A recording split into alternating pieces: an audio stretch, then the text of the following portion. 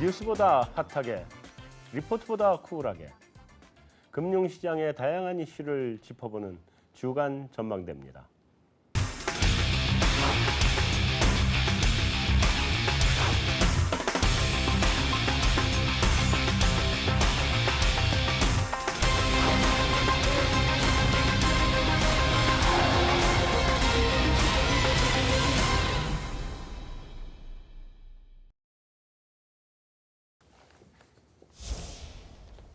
자, 3분기 어닝 시즌에 지금 이제 10월도 거의 다 가버린 상태니까 웬만한 기업들은 실적들이 다 나왔죠? 이번 주에 다 나옵니다. 이번 주에. 오늘하고 내일이 제일 많이 나왔어요. 그렇죠. 큰 기업들은 다 대부분 발표 오늘 했습니다. 네, 내가 가지고 있는 정보는 큰 기업인데도 꼭 45일 채우고 나와. 그리고 하루 더 늦게 나와. 네네. 내가 참 나쁜 주식 가지고 있어. 꼼꼼하게 보는 것 같습니다.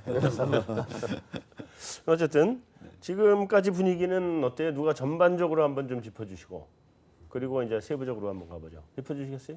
제가 좀 말씀드리면 그러실래요? 예, 일단은 원래 사실 상반기까지 실적을 주도했던 게 삼성전자였는데요. 네. 잘 아시겠지만 갤럭시 노트 단종 때문에 그 실적을 주도했던 삼성전자 실적이 뭐 다 아는 내용이지만 상당히 실망스러운 수준이 나왔고요. 반면에 IT가 그러면 다 안 좋으냐를 놓고 보면 삼성전자 계열사들은 좀 안 좋게 나왔습니다. 오늘 다 실적 쇼크가 나왔고 특히 배터리 이슈가 있었던 SDI는 뭐 대규모 적자가 났고요. 네. 반면에 이제 메모리 반도체 가격이 또 많이 상승하고 있는 SK 하이닉스 같은 경우는 상당히 양호한 실적이 나왔습니다. 그리고 우리 빅2라고 할 수 있는 자동차도 보면 현대차가 뭐 최근에 뭐 전체적인 판매 부진 거기다 또 팝 여파 때문에 네. 컨센서스를 한 14% 하회하고 있고요. 네. 기아차도 오늘 또 상당히 실망스러운 실적이 나왔습니다. 반면에 포스코랑 그다음에 최근에 이제 정제 마진이 개선된 정유화학 업종은 상당히 양호한 실적이 나오고 있는데 어쨌든 큰 기업들이 실적이 나쁘기 때문에 전체적인 컨센서스는 좀 하회하는 분위기가 아닌가 그렇게 보고 있습니다.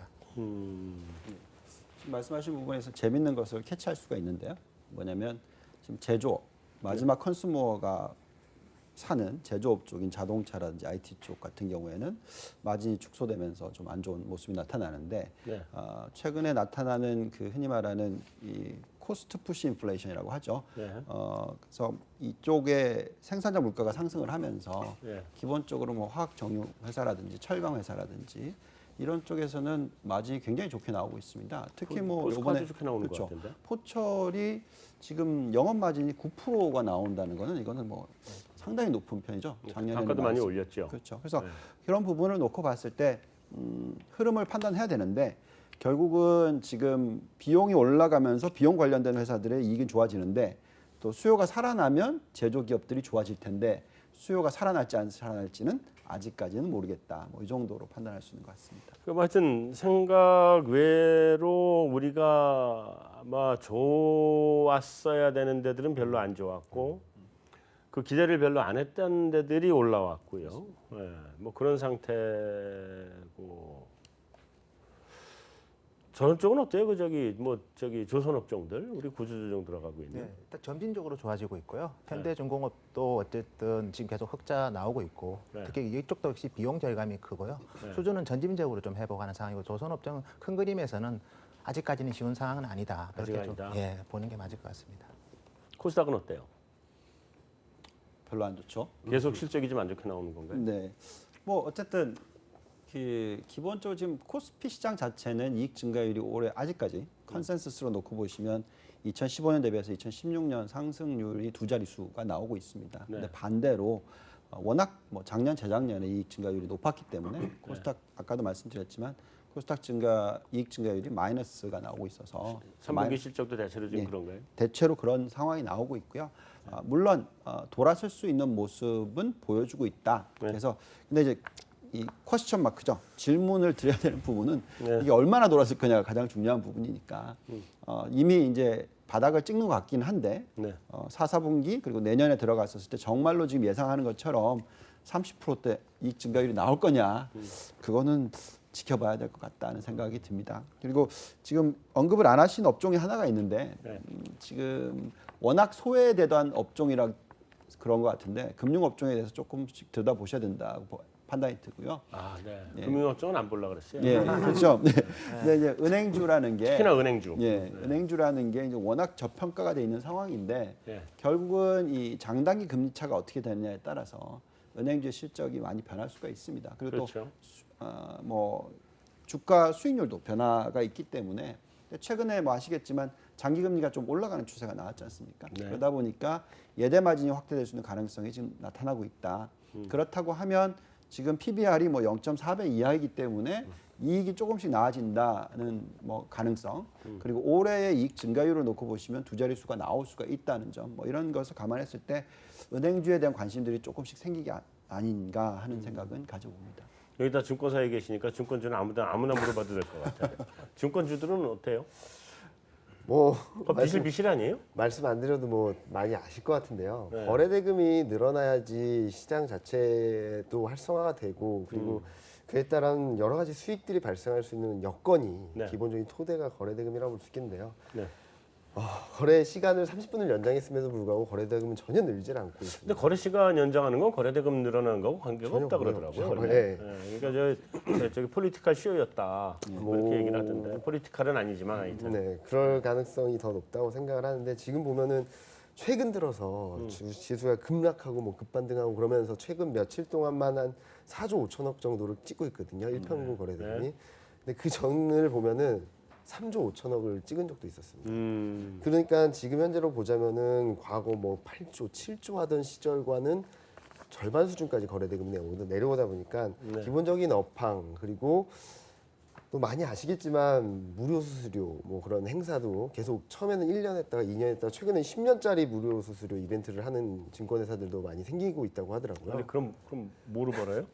뭐 여러 가지 뭐 주식 벌 길이 또 있어요. 그렇게 해도? 예 여러 가지 길은 있는데 네. 그러니까 기본적인 규모가 줄어들 수밖에 없는 환경이 아닌가라는 생각을 하고 있어서 증권 업황 그러니까 거래 대금이 돌고 시장이 활성화가 되지 않는 이상 증권 업황에 대한 기대 심리, 그 실적을 기대하기 좀 어렵지 않을까 생각을 합니다. 알겠습니다. 이 증권사다니면서 이렇게 얘기하기 참 괴로울 텐데.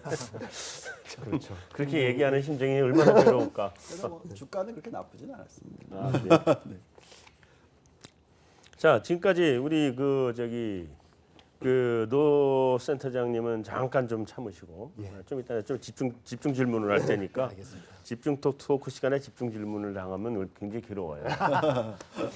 근데 지금까지 실적이 좋았던 데들이 어디가 실적이 좋게 나왔어요? 국내를 말씀하시는 국내 네. 코스피. 예, 코스피로 계속 말씀을 드리지만 철강 산업 괜찮게 나왔죠. 예. 개별 종목으로. 개별 종목으로 포스코, 포스코. 네, 좋게 나왔고요. 뭐 대한항공도 상당히 호실적이 나오는 상황입니다. 네. 뭐 당연히 낮은 유가에서 지금 또 뭐 여행객들은 워낙 뭐 계속 늘어나고 있는 추세고 또 미국 노선 부분에 있어서도 지금 변화가 있고 뭐 이런 부분에 있어서 거긴 빚은 좀 많이 갚을 수 있대요, 이제. 아, 그 빚이 워낙 많은 회사잖아. 네, 요번에 이제 뭐 한진해운 관련해서 그건 예, 예. 이제 예. 떨었으니까. 그러니까 그렇게 되면 이제 좀 갚을 수 있겠죠. 리스크는 이제 없어진 거죠. 예, 예. 그렇죠. 그런 기업들이 있었던 것 같고 추가적으로 또 다른 호실적 뭐 하이닉스 그러니까 결국 이제 메모리 반도체 쪽 야, 지금 거기는 외국인이 무지하게 샀대. 네. 매일같이. 네, 그래서 그쪽이 지금 확실하게 돌아서는 모습이 나오고 있기 때문에 뭐 그런 부분 다른 회사들 뭐 건설도 나쁘진 않은 것 같고요.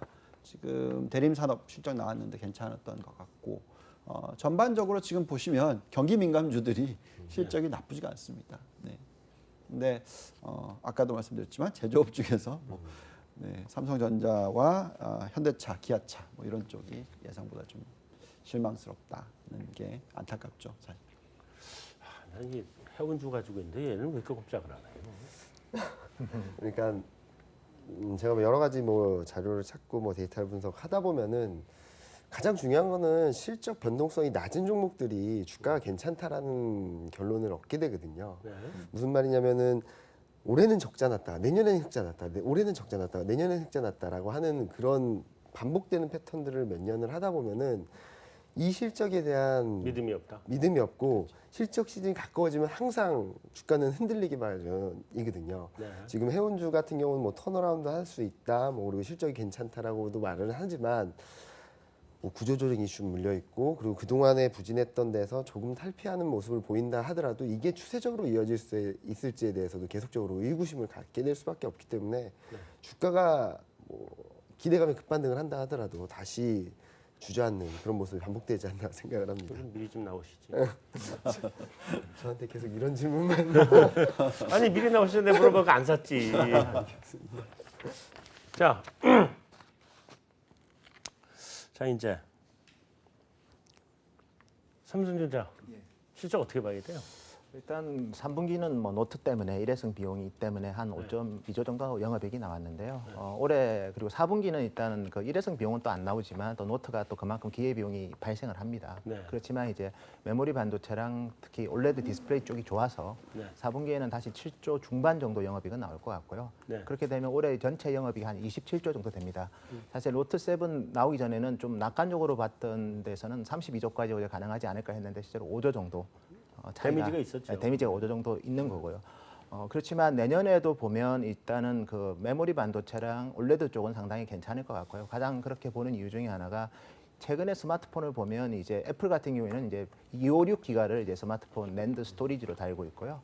모바일 디램도 지금 보면 거의 4기가를 달고 있습니다. 그래서 내년 같은 경우에는 특히 듀얼 카메라랑 그다음에 4K 디스플레이를 장착할 거기 때문에 메모리 반도체랑 올레드 쪽에서 2017년까지는 좀 이익 모멘텀이 이어질 것이기 때문에 2017년도 삼성전자 실적은 올해보다는 개선될 것 같고요. 저희는 한 31조 정도 예상하고 있는데요. 어쨌든 뭐 스마트폰이 이런데 삼성전자 주가가 왜 안 빠지냐 그렇게 우려하시는 분도 있는데 지금은 참 운이 좋은 것 같아요. 즉 반도체랑 디스플레이가 제대로 몇 년 만에 오는 좋은 사이클에 걸려 있기 때문에 스마트폰 우려에도 불구하고 주가가 150만 원 이하로 빠지지 않지 않나 그렇게 보고 있습니다. 그 가전 쪽은 어때요? 뭐 사실 삼성전자한테 가전 사업부는 거의 이익 기여도가 없고요. 그렇죠? 전체로 보면 올해 27조 중에서 가전 쪽 영업이익이 한 2.8조 정도 됩니다. 한 10% 정도 되고요. 잠깐만, 그 이억 기여도가 없다고 2.8점은 웬만한 그룹 매출보다 높아요. 저희 뭐 10조 이상 영업이익이 벌어야죠. 아니라. 그거밖에 안 된다. 예, 그래도 그렇게 한정되네. 그리고 삼성이 노트 이렇게 리콜 나왔는데도 그래도 스마트폰에서 올해 10조 법니다. 그거 대비해서는 상당히 작은 수준이기 때문에 기여도는 낮지만, 근데 오늘 LG전자 실적도 발표했지만 TV 마진이 한 8% 이상 나왔습니다. 그래서 한국 기업들이 역시 1, 2위를 하다 보니까 뭐 물량 그로스는 적어도 어쨌든 브랜드에 대한 선호도는 좀 높다 보니까 고마진이 상대적으로 나오지 않나 그래 보고 있습니다. 그래요? 삼성이 지금 분기 영업이익이 10조를 탈환했었나요? 2013년 3분기 정도에 이제 했다가 내려왔었잖아요. 예, 계속 내려왔다가 이제 올해 2분기에 다시 8조대를 회복을 했고요. 이제 8조 온 거고. 예, 그리고 이번에 노트 사건이 없었으면 아마 이번 3분기에 다시 거의 9조 중반까지는 갔을 것 같아요. 거의 10조 육박하기를 기대했던 건데. 예. 근데 그러면 갤로트 7의 그 말하자면 이익을 훼손하는 게 예. 언제까지 가요? 일단은 기본적으로는 이제 노트 7이 이제 보통 다음 해 1분기까지 이제 판매가 되고요. 네. 그러고 나서 이제 보통 3월 달에 S랑 바톤 터치를 합니다. 네. 그렇기 때문에 내년 1분기까지는 악영향이 계속 있을 거고요. 네. 근데 이제 다음에 노트가 나왔을 때 뭐 노트 H라고 불러야 되겠지만 네. 과연 지금처럼 적극적으로 처음 샀을 때처럼 한호할지는 좀 지켜봐야 될 것 같고요. 뭐 가장 중요한 거는 이제 다시는 발화 이슈가 안 나올 정도로 좀 빨리 내기보다는 오히려 한 달 정도 전수조사를 해서 네. 워킹이 잘 되는지를 체크해서 내는 그런 어떻게 보면 품질 경영이 필요할 때가 아닌가 그래 보고 있습니다. 좀 늦더라도. 예. 삼성의 그 계열사들 다 실적이 안 좋았다고 아까 그랬는데요. 예. 특별히 SDI 말고 예. 특별히 또 뭐 안 좋았던 데들이 또 있나? 다 연기. 예. 삼성전자가 다 노트 핸드폰하고 연결이 되어 있나요? 예, 사업이? 그렇고요. 일단은 삼성 SDI는 주로 이제 스마트폰 배터리 쪽에 그러니까. 제일 많이 노출돼 있고 그리고 상장돼 있는 또 삼성 전기라고 있는데 네. 거기도 삼성 스마트폰의 어떻게 보면 매출 의존도가 거의 70%입니다. 그렇기 때문에 거기가 기존 회로판 이런 거 만들고 그러나요? 기판하고 수동 부품하고 그러죠? 카메라 모듈 만드는데요. 카메라 모듈 예, 만들고. 오늘도 실적 발표했는데 참 실망스러운 실적이고요. 네. 예, 그래서 4분기까지도 좀 부진한 실적이 이어지지 않을까 그래 보고 있습니다. 회복은 좀 쉽지 않다. 내년 1분기까지. 1분기 지나서 그 노트 말고 S8이 예, 예. 그 대박을 친다는 보장도 지금 없잖아요. 그죠? 맞습니다. 예, 그래서 내년에 너무 이번에 훼손이 맞습니다. 많이 돼서. 예. 그래서 내년에도 사실은 스마트폰 사업부는 올해랑 거의 유사한, 왜냐하면 올해 일회성 비용이 왕창 잡힌 상태에서 올해랑 비슷하다는 거는 사실 마이너스 성장이라고 보시면 되거든요. 그렇죠. 그래서 스마트폰은 내년에도 저희는 크게 기대를 안 하고 있고요. 다만 서두에 이야기한 것처럼 메모리 반도체랑 올레드가 특히 눈여겨볼 게 이제 VR 생태계가 확대가 되면요. 네. 반응 속도가 되게 중요합니다. 그리고 VR은 확대해서 봐야 되기 때문에 보통 이제 지금 저희가 QHD라는 그런 디스플레이 해상도를 지금 저희가 보고 있는데 확대해서 보려면 최소한 이제 UHD 정도가 달아야 되고요. 그래서 VR 때문에 디스플레이 쪽에서 좋아지는 부분. 두 번째는 VR 영화가 보통 1시간짜리가 25기가가 들어갑니다. 그래서 네. 영화 10편 보려면 250기가가 필요하기 때문에 네. 사실은 삼성전자는 참 운이 좋은 회사가 아닌가 그렇게 보고 있습니다. 두 가지만 더 삼성전자에 대해서 예. 여쭤보면 우리 집중하면 굉장히 집중해요. 얼마든지 물어보십시오. 네, 하나는 이번에 그 이재용 현재 부회장이죠. 아직 회장은 예, 안 됐죠. 맞습니다. 예. 예. 듣기이사 예, 오늘 탄성했고요. 네, 했잖아요. 통과했습니다. 네, 예. 그러면 이제 그게 CEO 주가라고 하는 게 이번에 있었어요? 사실 뭐 오늘은 딱 발표했을 때 한 3% 오르다가요. 다시 또 뭐 특별하게 오늘 사실 주저하는 정책이랑 이런 게 나온 거는 없거든요. 네. 11월 말까지 시장이랑 소통하겠다. 그러면서 만약에 오늘 그런 거 나왔으면 아마 주가가 더 의미 있게 올랐을 것 같은데 네. 일단 11월 말까지 그 기대감은 좀 지연되는 거로 좀 보셔야 될 것 같고요. 근데 주식시장이라는 게 재료가 이렇게 완전히 노출되기보다는 기대감으로 가는 것도 주가에 나쁜 건 아니기 때문에 노출될 때는 때려야죠. 예, 그래서 아직까지는 11월 말까지는 시간이 있고요. 네. 저희가 알기로는 11월 하여튼 말까지는 그 엘리아스한테도 이제 관련 의견을 주고 네. 그다음에 시장하고도 소통을 하지 않을까 그렇게 보고 그거 있습니다. 할 것 같아요, 근데? 근데 사실 삼성전자가 처음에 저는 이제 엘리아스에서 그렇게 요구를 했을 때 네, 기업 바로 분야로. 그냥 말도 안 되는 소리라고 안 하고 신중히 검토한다고 얘기를 했고요. 오늘도 또 신중히 검토한다고 얘기를 했고요. 네. 두 번째는 오늘 또 자사주 소각 가능성을 또 얘기를 했습니다. 네. 그래서 주주환원 정책은 작년처럼 뭐 그냥 11조 정도 소각으로 끝나는 게 아니라 계속해서 이제 주주환원 정책을 증가하겠다고 했고 그리고 엘리아스이 준 그 제안에 대해서 다 신중히 검토하겠다. 즉 주주환원 정책만 하는 게 아니라 다른 거에 대해서도 많이 고려하겠다는 식의 멘트를 날렸고요. 물론 구체적으로 한 얘기는 없지만 네. 11월 말까지는 그냥 쓸데없는 소리다 그렇게 얘기 안 하고 모든 안에 대해서 신중히 검토하겠다는 말은 일단은 강한 부정이 아니면 사실은 또 긍정의 메시지로 또 시장은 또 이해할 수도 있지 않을까 그렇게 보고 있습니다. 근데 삼성전자가 예. 지금 나오고 있는 안은 어떻게 분할을 하나요? 어떤 사업부하고 어떤 사업부를 분할을 하는 거예요? 이제 기업 분할을 세 가지 다 나누나요? 예, 기업 분할을 한다면 일단은 삼성전자를 투자회사와 사업사 회사로 일단 기업 분할을 할 거고. 사업별로 자르는 게 아니라 예. 사업별로 자르는 거는 상당히 위험하다고 저는 보고 있고요. 그죠? 사업부의 모든 비밀이 다 노출되기 때문에 네. 합쳐 있는 게 또 저희가 삼성전자 부르는 수직 계열화의 장점이라고 또 그렇죠. 얘기를 하죠. 네. 그래서 투자회사와 사업자회사처럼 일단 분할을 하고 나서 시장의 시나리오는 투자회사랑 삼성물산이 합병을 하는 시나리오가 제일 유력하게 보고 있습니다. 에버랜드가 삼성물산을 많이 가지고 있나요? 그건 합병을 했습니다 이미 삼성 에버랜드랑 물산이 예, 합병을 그렇죠. 했나요? 그래서 에버랜드랑 죄송합니다. 제일모직이 합쳐졌고요. 죄송합니다. 제일모직과 물산이 작년에 합쳤죠. 예. 자, 현대차는 뭐 현대차도 일회성 비용이라고도 볼 수 있는 부분들이 많은데 지금 네. 뭐 문제가 되는 거는 수요 측면에서 얼만큼 붙어줄 수 있느냐라는 부분이거든요. 물론 주가도 워낙 많이 빠져 있고 예. 그런 상황에서 환율은 좀 올라와 있고 네. 그리고 3분기 일회성 요인 뒤에 4분기엔 좀 올라서지 않을까라는 기대감에 주가는 좀 반등을 시도하는 모습은 나타나고 있거든요. 그런데 이게 추세로 이어지려면은 내년에도 괜찮다라는 신뢰를 줘야 되는데 아직까지는 그런 부분에서 신뢰를 주지 못하고 있는 것 같고요. 네. 그리고 자동차 경쟁이 굉장히 심화되고 있고 지금 네. 중국 같은 경우만 하더라도 전기차가 굉장히 빠르게 치고 올라오는 상황에서 네. 거기에 대한 대응이 좀 미진하지 않나라는 생각을 하고 있어서 그런 부분들이 종합적으로 현대차의 입지를 좀 좁혀가는 모습들을 보이고 있습니다. 따라서 기술적 반등은 충분히 가능한 시점이지만 그렇다고 해서 추세를 보거나 아니면 야 이제는 이익이 돌아섰으니까 내년까지 괜찮을 거야라고 믿고 투자하기도 조금은 어려운 시점이 아닌가 생각을 합니다. 그럼 현대차 실적이 네. 그 이번에 좀 많이 나쁘게 나왔잖아요. 네. 그죠? 기대를 굉장히 많이 하회했는데. 네, 근데 그게 지금 노사분규만의 문제예요? 아니면 그 이번에 어닝 그 뭐죠? 쇼기 네. 노사분규만의 문제예요? 아니면 현대차 자체가 지금 가진 근본적인 문제가 더 많은 거예요? 뭐 많은 분들이 말씀하셨지만 지금 매출액이나 그러니까 글로벌 교역이나 글로벌 경기가 살아나지 않고 있다라는 점이 가장 문제라고 그게 생각을 큰 하거든요. 문제고. 예.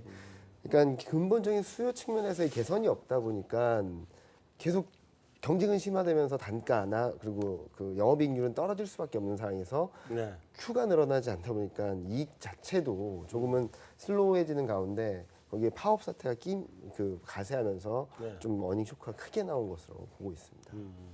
아 이게 뉴스 믿으면 안 돼. 아 뉴스 현대차 실적 나쁘게 나왔는데 그게 네, 파업 사태 파업이라고 때문인 거로 다 나왔거든. 왜냐하면 3조다 뭐 이렇게 얘기를 하니까. 네. 근데 매출액 대비해서 3조 해봤자 별로 큰 금액이 아닌데. 그러니까. 예.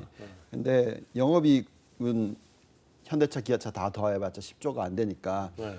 그런 식의 이제 비교가 되는 거죠. 근데 사실 가장 중요한 건 영업 마진율이고요. 영업 마진율이 2011년대인가 아마 가장 높았을 때가 10% 정도였는데 네. 지금 이번 분기 나온 거 보니까 6%대까지 빠져 있으니까 거의 뭐 절반나 줄었다는 거죠. 지금 뭐 시장 여건이 안 좋은 거예요? 아니면 현대자동차가 저가 자동차를 많이 파는 거예요? 아니면 무슨 뭐 어떤 거예요? 둘 다이겠죠. 둘 사실. 다? 네. 어떻게 보면 지금 사실 뭐 전체적인 마진율이 다 빠지긴 했고요. 네. 뭐 특히 독일 차들도 이번에 영향을 받았던 건 아시겠죠? 네, 예. 네. 예. 그래서 전체적으로 좀 빠지긴 했는데 여기에 이제 전기차들이 지금 올라오고 있는 상황이라서 네. 어떻게 보면 정확하게 판단을 하기는 조금 무리가 있지만 지금 양쪽 다. 근데 다만 기대를 좀 거는 거는 내년도에 미국의 소비가 좀 회복이 될 수도 있지 않을까. 네. 그리고 또 중국 자체 내 자동차 디맨드도 좀 픽업을 하는 늘어나는 추세가 지금 나오고 있기 때문에 그런 부분 두 가지를 다 감안을 하면은 지금보다 더 나빠지지는 않을 건데 얼마나 더 좋아질 거냐 하는 게 궁금증이 그러니까 되겠죠. 3분기 실적이 저점이다라는 컨센서스나 시장의 기대는 충분히 있는데요. 이게 4분기에 올라와서 우상향할 거라는 부분에 대해서는 조금 더 지켜봐야 될 부분이 있다고 생각을 하고요. 그리고 말씀하셨듯이 중국 쪽에 소매 판매나 그런 게 좋았던 게 자동차가 굉장히 기여를 많이 했거든요. 네. 근데 제가 현대차가 좀 힘들 수 있지 않을까라는 생각을 했던 부분들이 폭스바겐 사태가 터지고 그때 조금 더 경쟁력이 갖춰진 기업이었다면은 그리고 자동차 쪽에서의 수요가 살아나지 않더라도 거기서 영역이라든지 마켓쉐어를 넓히는 기회가 될 수도 있었는데 조금은 늘어났지만 그게 그 영업이익률 떨어지는 것만큼의 효과를 보지 못했다라는 점에 있어서 지금은 전기차와도 경쟁을 해야 되고 다른 브랜드와도 경쟁을 해야 되고 이제 멀지 않은 시점에 이제 그 매연이 나오는 자동차들이 이제 없어져야 된다는 그런 논의도 활발해지고 있는 상황에서 입지 자체가 줄어들고 있어서 지금 막 전개되고 있는 수소차 쪽이 얼만큼 빨리 가시적인 성과를 보일지가 아마 현대차의 패러다임이 바뀔 수 있는 계기가 되지 않을까 생각을 합니다. 아니 예. 그 외국인이 현대차는 전혀 쳐다보지들 않대요. 근데 현대차만 그런 거예요? 아니면 요즘은 저희 도요타도 주가가 많이 빠졌고 다른 것도 다 예, 그래요? 엔화도 지금 강세고 그리고 저희가 봤을 때는 뭐 특히 아시아 자동차들이 보면 신흥국에서 마켓시어가 상당히 높은데요. 지금 신흥국 경제가 뭐 통화 문제도 있고 해서 상당히 수요가 침체가 됐습니다. 특히 연말에 미국이 금리 인상을 하면 특히 신흥국 통화는 더 약세가 될 거기 때문에 그럼 신흥국의 구매력이 계속해서 2017년에도 회복된다고 볼 수 없다고 본다면 아마 조금 내년까지는 지켜보지 않을까 그래 보고 있습니다.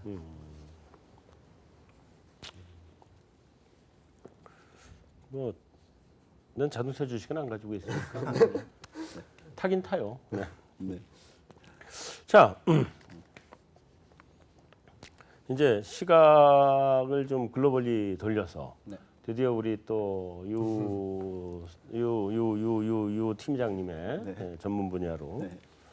미국 기업들 실적은 어떻게 봐야 돼요?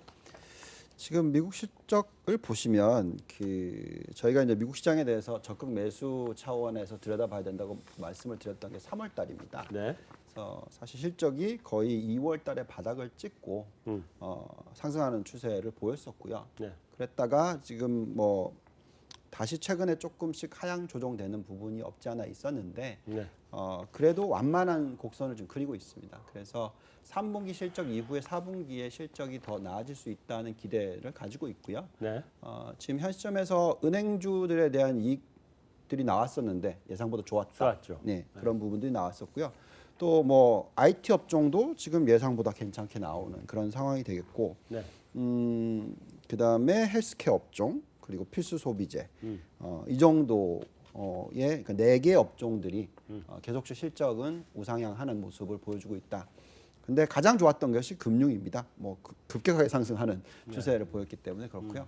또 이 금융주는 계속 말씀을 드리지만 이 장단기 금리 차가 영향을 받기 때문에 매력도가 있는 것으로 판단을 되고 있습니다. 그리고 저희가 생각해 IT 업종이라든지 이런 헬스케어 업종이라든지 이런 기업들의 지금 미국 시장의 ROE를 네. 보면 이 기업들의 ROE가 역대 최고치가 지금 나오고 있습니다. 게다가 금리는 역대 최저치라는 거죠. 그렇기 때문에 그만큼 ROE와 금리의 차이가 크기 때문에 이 회사들에 대한 미래 가치가 굉장히 높아지는 것이죠. 네. 그래서 저희는 나스닥에 대해서 계속적으로 좀 좋게 보고 있고요. 또 뭐 유가도 좀 최근에 올라오는 모습이 나타났고 네. 이런 부분이 또 반영이 되면서 에너지 관련주들도 이익 증가율이 지금 조금씩 상승하는 추세를 나타내고 있습니다. 그래서 전체적으로 조금 쉬어가야 된다는 느낌은 받지만 그렇다고 해서 미국 시장이 여기서 다시 뭐 상승하던 것을 멈추고 하락 추세로 갈 것이냐라고는 판단이 되지 않고요. 여태까지 지금 3월부터 계속 많이 올라왔기 때문에 좀 쉬는 장세 정도로 실적으로 놓고 보면 그렇게 판단이 됩니다. 다우존스 2만 넘어요? 그러면? 넘어가야죠. 넘어가야죠. 세네. 나스닥이 지금 어디까지 왔죠? 4천 얼마까지 왔나요? 5천 얼마까지? 5천 넘었죠? 네 넘었죠. 그러니까 나스닥은 과거 높았던 거 지금 넘어가 버린 거죠. 네. 거의 뭐 세 지수 다 다우와 S&P와 나스닥이 뭐 역대 최고치들은 뚫고 있습니다. 근데 이제 항상 말씀을 드리지만 역대 최고치라는 것을 보기에는 결국은 이제 이 자기 자본이라는 게 늘어나니까 지금 재밌는 얘기를 해드리면 한국의 ROE는 자기 자본 늘어나는 속도는 연간 뭐 9% ROE가 9% 정도 나오죠. 근데 미국은 지금 평균 계산해 보시면 15%, 16% 나옵니다. 나스닥은 20%가 넘거든요. 네. 그러니까 이 자기 자본이 계속 늘어나는 상황에서는 이 개념을 놓고 계산하면은 아무리 지수가 높다 하더라도 상대적인 매력도는 그렇게 나쁘지 않다는 것이죠. 그래서 앞으로 이 미국 기업들의 ROE가 얼마나 높아질지를 판단하면서 미국 시장은 봐야 될 것 같습니다. 네. 그럼에도 불구하고 애플은 예. 왜 그래요? 애플은 이렇게 보셔야 됩니다. 일단은 제일 좋은 시절이 이제 어떻게 보면 아이폰 이제 6가 나왔을 때 처음으로 화면을 키웠을 때입니다. 네. 4.7인치, 5.5인치가 나왔을 때 그때가 제일 좋았고요. 아 그래요? 예, 그거 나서 이제 당연히 그걸 2015년 상반기까지 그 폰을 팔았고요. 16년부터는 이제 똑같은 제품으로 또 업그레이드했기 때문에 당연히 대체 수요가 없는 거고요. 그래서 올 3분기까지는 부진한 실적을 보였지만 4분기에는 좀 세븐이 좀 약간 뭐 지금 조금 불확실 정도 있지만 네. 또 애플도 또 운이 좋은 게 또 갤럭시 노트가 또 단종이 돼 버렸거든요. 네. 그래서 제가 봤을 때는 애플은 뭐 장기적인 방향성은 좀 앞으로 지켜봐야 되지만 최소한 4분기랑 내년 1분기에는 아마 시장 예상치를 상회하지 않을까 그렇게 보고 있습니다. 애플도 불난다고 되게 좋아하던데. 예, 근데 일단은 불나려면요 한 70개 정도는 나야 되고요. 한 3개 가지고는 그냥 그것도 사람이 다 보는 데서 나야 되거든요. 네. 그래서 혼자 집에서 나거나 아니면 뭐 차에서 나거나 이런 거 가지고는 네. 그냥 조사 정도만 할 것 같고요. 리콜까지 할 상황은 아직은 좀 더 아니지 않나 그래 보고 있습니다. 몇 개 좀 더 남은. 한번 3, 40개 나면 이제 그때부터 본격적으로 조사할 겁니다. 그 구글에서 나온 것도 있잖아요. 예, 걔는 픽셀. 어때요?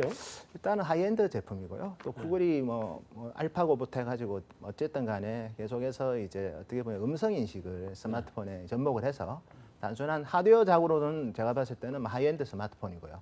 또 제품은 이제 하여튼 대만 회사가 만들고 있는데요. 네. 중요한 거는 이제 구글은 거기에다가 이제 음성 인식을 통해서 서비스 관점에서 사용자 만족도를 높이는 제품이기 때문에 제가 봤을 때는 올해보다는 향후에 더 좀 의미 있는 경쟁자가 되지 않을까 그렇게 보고 있습니다. 아 그래요? 예.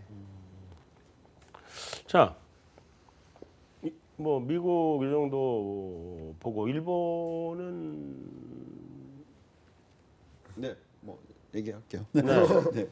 일본 시장은 미국 시장보다 저희가 콜이 조금 늦게 매수 차원에서 들여다봐야 된다고 말씀드렸던 것 같은데요. 네. 예, 지금 실적 부분을 놓고 보더라도 이제 바닥을 다지는 수준.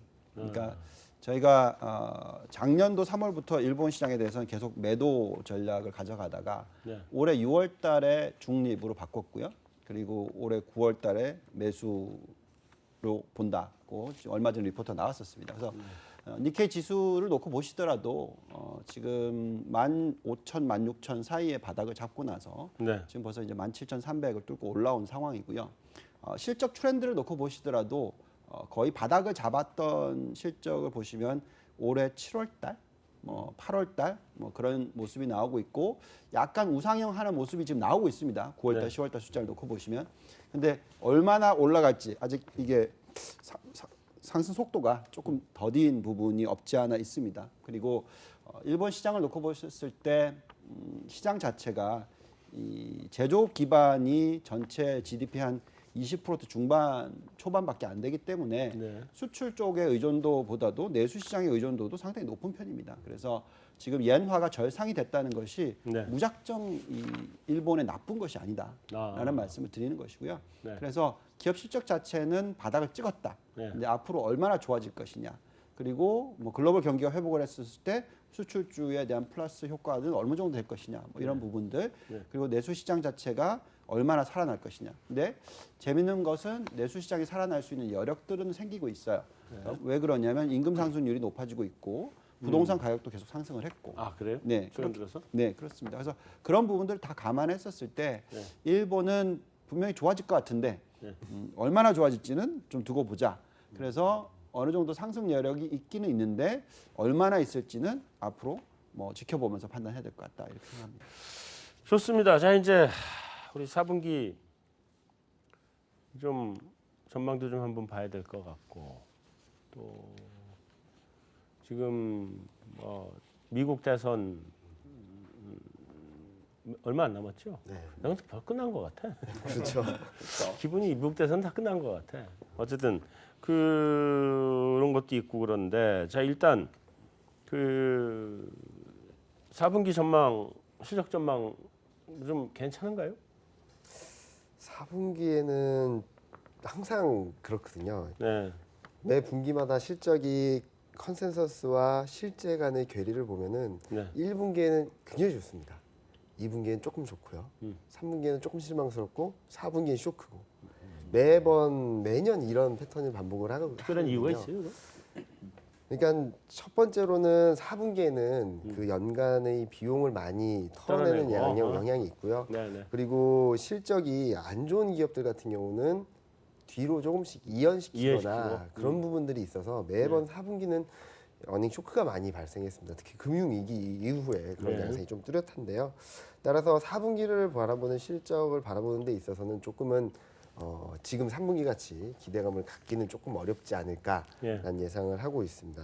다만 지금 현재 보면은 업종별로 조금은 이전과는 좀 다른 양상이 나타나지 않을까라는 생각을 하는데요. 네. 일단은 지금 뭐 계속 들어보셨으면 아시겠지만 실적이 좋은 업종들을 말하라 그러면은 지금까지 주가들이 다 좋았던 업종들입니다. 그러니까 3분기 실적이 좋을 걸로 기대된 업종들이 9월 달부터 10월, 11월 최근까지도 시장의 상승을 주도했다라는 의미거든요. 그래서 지금 현재 시점에서는 4분기가 뭐 어떤 업종이 좋아질까라는 네. 부분들에 좀 포인트를 맞출 필요가 있다고 생각을 하는데 제가 몇 개지를 업종을 좀 체크해왔는데 많은 업종들을 보면은 IT가 상당히 많이 포진해 있습니다.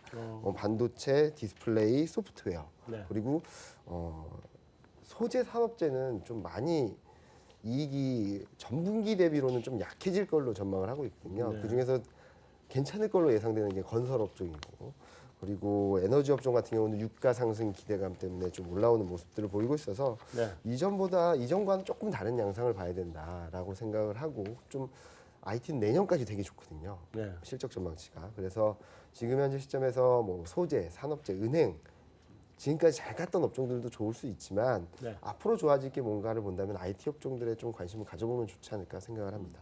그렇게만 얘기하지 마시고요. 구체적으로 딱 찍어줘요. 딱 찍어주고 얼마 가격도. 근데 여기서 얘기하지 마시고. 네, 알겠습니다. 나중에 조용히 저한테만 쪽지로 알겠습니다. 예. IT 쪽을 지켜봐라. 네. 저희는 그 큰 그림을 봤을 때는 예. 저희는 뭐 이런 생각을 하거든요. 그러니까 코스피 지수를 놓고 판단하셨을 때 저희가 가장 최고점을 갔었을 때가 2011년이죠. 네. 예, 2231포인트입니다. 2231. 네. 근데 그게 왜 그렇게 됐냐면 실적이 좋았거든요. 네. 그래서 2010년도 순이익이 상당히 높게 나왔었고요. 그리고 나서 2011년, 12년, 13년 계속 하락하는 추세가 나왔는데 그때의 코스피의 단기 순이익 전체 금액이 90조가 조금 넘는 숫자였어요. 근데 올해 얼마인지 아십니까? 몰라요? 예, 올해 100조가 넘습니다. 그러니까 그런데도 그 많은 돈이 다 어디 간 거야? 내 주머니에.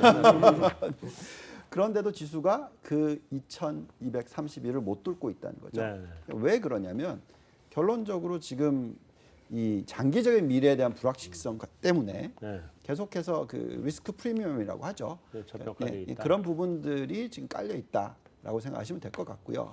하지만 우리가 퍼 몇 배 정도 나와요? 우리 지금 시장이? 저희가 아마 12배 정도 나오는 걸 제가 알고 있습니다. 그렇게 많이 올라갔네 옛날에. 왜 옛날에 한 10배 정도 이렇게 됐었는데. 네.